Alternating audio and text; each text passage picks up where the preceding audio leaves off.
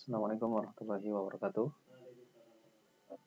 Selamat pagi semuanya anak-anak kelas 10, kelas IPA IPS Bahasa dan Agama. Pada pertemuan kali ini saya akan membahas dalam video ini materi pertama kita, yaitu adalah peradaban Arab pra-Islam. Di pertemuan pertama kemarin kita sudah membahas tentang materi-materi yang kita pelajari di semester ganjil maupun semester genap. Oke, sebelum itu kita melihat dulu di buku yang sudah saya kirimkan di kelas masing-masing. Kita lihat dulu kata konsep di sini. Yang dipelajari di bab ini, pertama kita akan mempelajari tentang kebudayaan atau masyarakat Makkah sebelum Islam, kemudian nanti substansi dan strategi dakwah periode Mekah, dan terakhir adalah peristiwa penting dalam dakwah periode Mekah. Sebelum itu kita mempelajari dulu tentang Arab sendiri, apakah yang dimaksud dengan Arab, kemudian siapa itu masyarakat atau bangsa Arab, dan terakhir bagaimana peradaban Arab khususnya sebelum adanya Islam. Pertanyaan pertama tentang Arab tadi, kalau misalnya kita mendengar kata Arab pasti identik dengan suatu wilayah yang berada di wilayah barat daya dari Asia.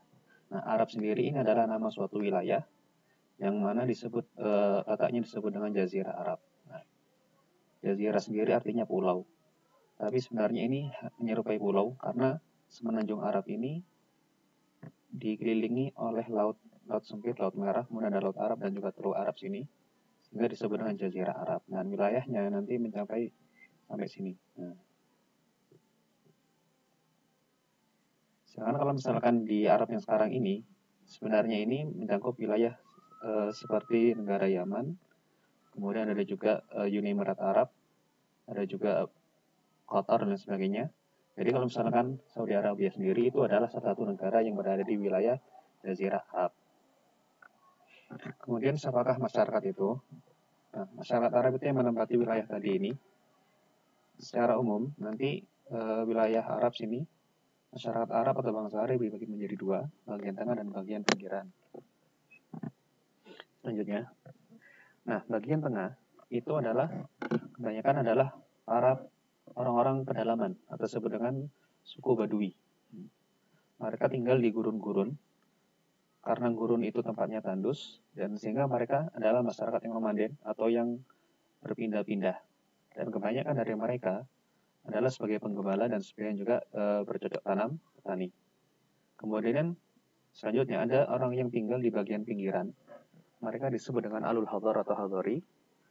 Mereka ini dulunya tidak nomaden atau mereka ini menetap di daerah tersebut karena memang sudah ada suatu peradaban.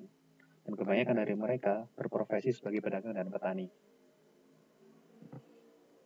Nah, kita lihat di peta ini. Ini adalah jalur perdagangan utara dan selatan. Kalau selatan itu di sini ada wilayah Yaman dan di utara wilayah Syam. Dan Mekah sendiri berada di tengah-tengah, dilewati jalur perdagangan antara Syam dan Yaman. Hingga Mekah nanti menjadi pusat peradaban tersendiri, di mana di sana nanti terjadi transaksi perdagangan dari utara maupun dari selatan. Selanjutnya, bagaimanakah kepercayaan masyarakat Arab pra-Islam? Secara umum, masyarakat Arab sini memiliki banyak kepercayaan. Nah, yang pertama di Mekah sendiri, ini banyak yang menyembah berhala. Di Mekah sendiri terdapat sekitar 360 patung berhala yang disembah. Yang terbesar adalah Hubal, nanti ada juga namanya Lata, Uzza, dan Manat. Ini semua Lata, Uzza, Manat disebutkan dalam Al-Quran. Kemudian ada juga yang berkeyakinan menyembah Zoroaster atau menyembah api. Kemudian ada yang menyembah bintang dan langit, ini di bagian Arab Timur. Kemudian ada juga yang menganut agama Yahudi, dan juga nanti ada sebagian yang menganut agama Nasrani. Nah, inilah penyebaran agama-agama yang ada, keyakinan yang ada di wilayah Arab. Hak sini artinya Hanif. Di Mekah sendiri pun ada juga agama yang Hanif, agama peninggalan dari ajaran Nabi Ibrahim. Kemudian juga ada di wilayah sini, kemudian Zoroaster, ini ada di wilayah sini, dari Persia, di Asia Tengah. Kemudian Sod, Sabi'ah, ini salah satu agama yang ada dalam Al-Quran, berada di sini.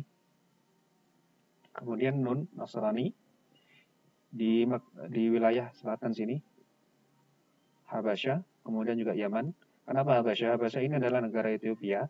Dulu di sana penguasanya adalah Raja Najasyi, Majus, yang mana masuk ke wilayah Imperium Romawi.